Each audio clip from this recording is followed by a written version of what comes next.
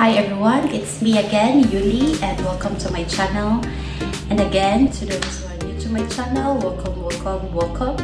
So I'm actually working right now and I'm taking my break, and that's why I have the time to film this and share with you guys how I ended up working from home, because a lot of you guys were asking how I ended up working from home.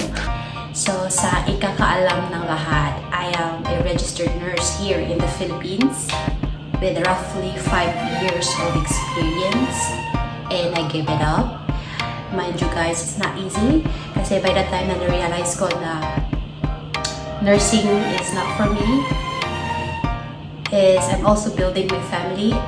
I'm having a child that time, and if i-give up ko yung pagiging nursing ko, wala akong income. It hit me, and parang nagigilty ako na yung husband ko lang yung kumikita sa family.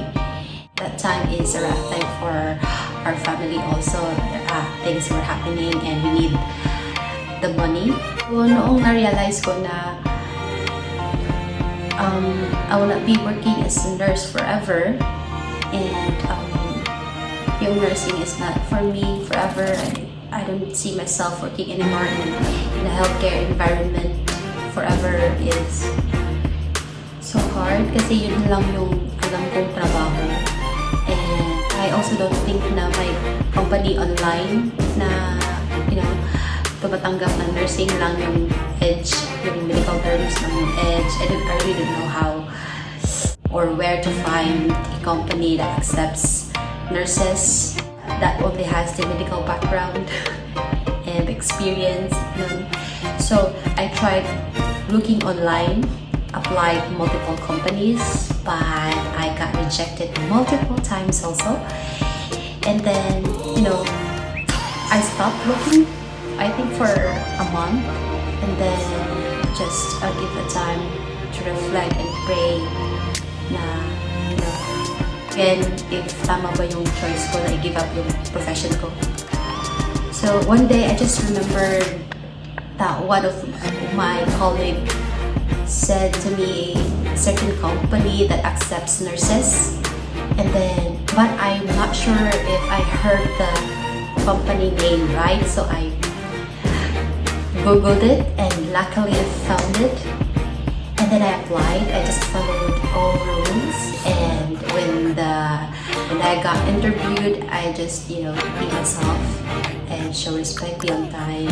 The interviewer scheduled me for an exam, and then I got a letter that says that I passed the exam, and then she scheduled me to do a 1-month training with no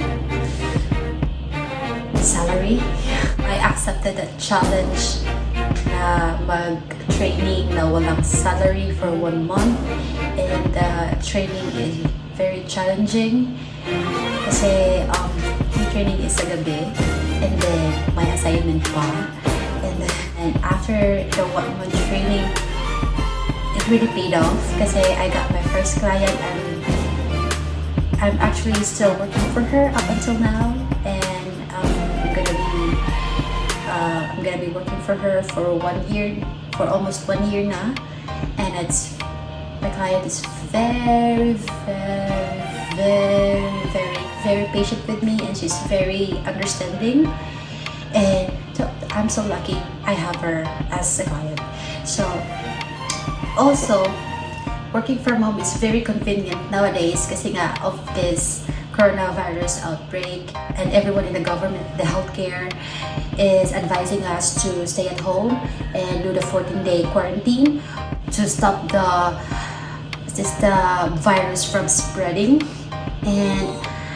And please wash your hands, stop going outside if it's not important, disinfect everything, sterilize everything, and this is also our way of being proactive in helping them, stopping the disease, stopping the outbreak, and so stop hoarding everything in supermarket, the pharmacy, kasi nga may mga tao din na mas nangangailangan ng mga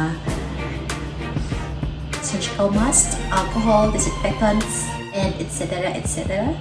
So, just stay at home and sabi nga ni Presidente, magtuplok-tuplok ka na lang ng cellphone mo or kaya magbakasyon ka sa bahay. Baka may mga hindi ka pa napupuntahan.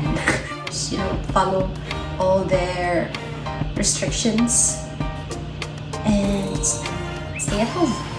Aside from the coronavirus outbreak, working from home is very convenient for a mom like me. After the night duty, I still have the time to cook for my family and be with my family, look after my child, play with him. I still have that time. Yes, I do the cooking. Yes, I do the cleaning. Ayaw kong mawala yung time ko sa anak ko kasi nga ang dali na lang oras. Bilis nang lumaki and ayaw kong may mamimiss ako happening sa buhay ng anak ko. Kaya I'm very grateful for this company and I'm very blessed that I found this job.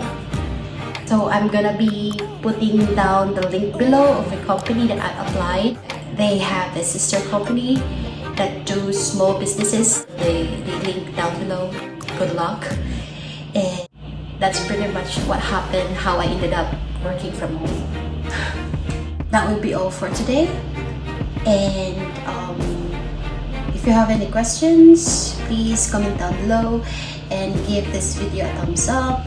And then see you on my next video. Have a great day. Bye-bye.